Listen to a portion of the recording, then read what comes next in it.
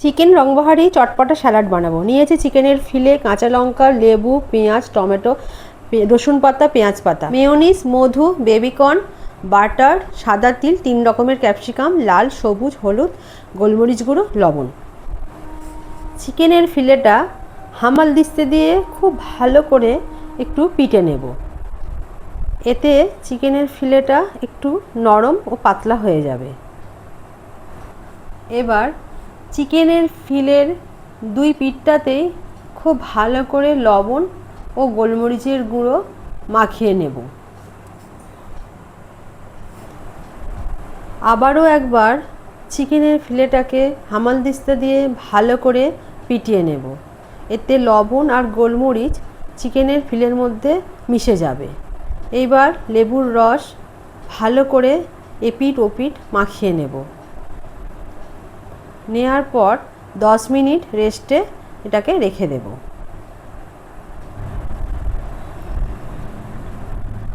এখানে পেঁয়াজ ও রসুন পাতা কুচিয়ে নিয়েছি, 3 রকমের ক্যাপসিকামই লম্বা লম্বা করে কেটে নিয়েছি, পেঁয়াজ আর টমেটোটা পাতলা করে কেটে নিয়েছি।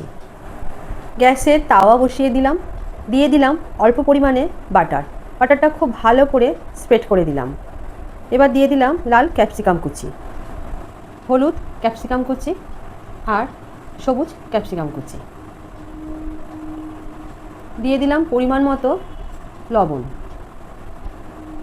আর গোলমরিচ গুঁড়ো। বাটিতে রাখা বেবিকর্নটাও দিয়ে দিলাম।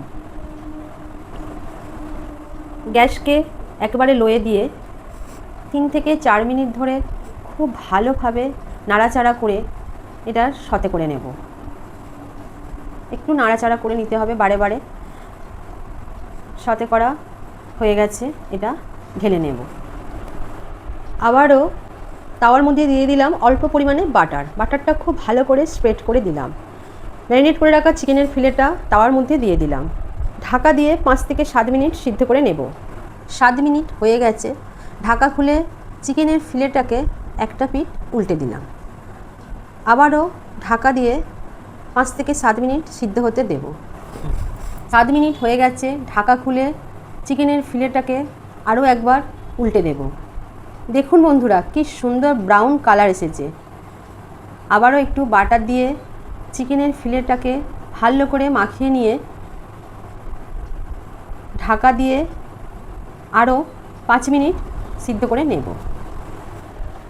5 মিনিট হয়ে গেছে, ঢাকা খুলে চিকেনের ফিলেটাকে আরও একবার উল্টে দিলাম। এইবার ফিলেটা সিদ্ধ হয়েছে কিনা দেখে নেব। খুব ভালো সিদ্ধ হয়ে গেছে, তুলে নেব। এই রান্নার পুরো প্রসেসটাই ঢিম আঁচে করতে হবে। তাওয়ার মধ্যে দিয়ে দিলাম খুব সামান্য পরিমাণে বাটার, দিয়ে দিলাম কোচানো পেঁয়াজ, টমেটো আর এদিকে দিলাম কুচি করে রাখা পেঁয়াজ পাতা আর রসুন পাতা। খুব ভালো করে নাড়াচাড়া করে 2 থেকে 3 মিনিট এটা সতে করে নেব।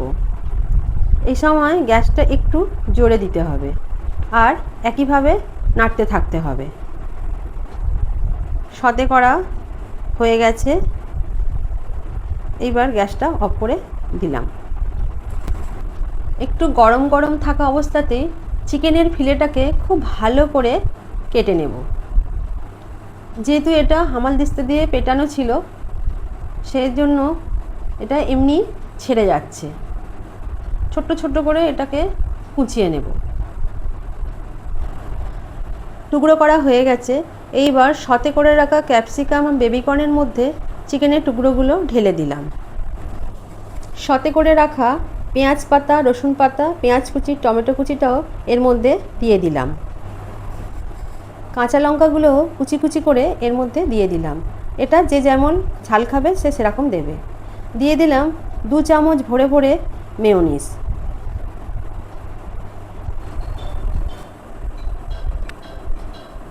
দিয়ে দিলাম চামচ ভর্তি করে মধু।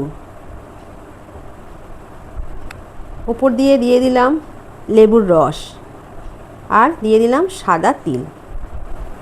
এইবার একটা চামচের সাহায্যে বেশ কিছুক্ষণ ধরে নাড়াচাড়া করে মিশিয়ে নিতে হবে, যাতে খুব ভালো করে সব কিছু একসাথে মিশে যায়।